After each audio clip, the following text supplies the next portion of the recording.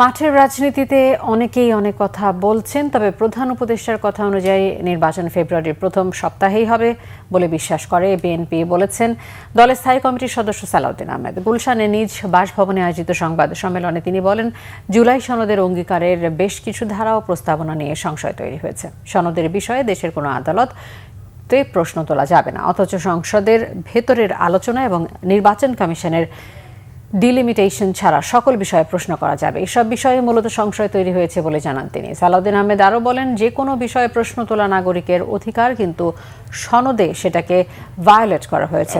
জুলাই সনদের বিষয়ে বিএনপির বক্তব্য স্পষ্টভাবে বলা হয়েছে, পরের সংসদ এগুলো বাস্তবায়ন করবে।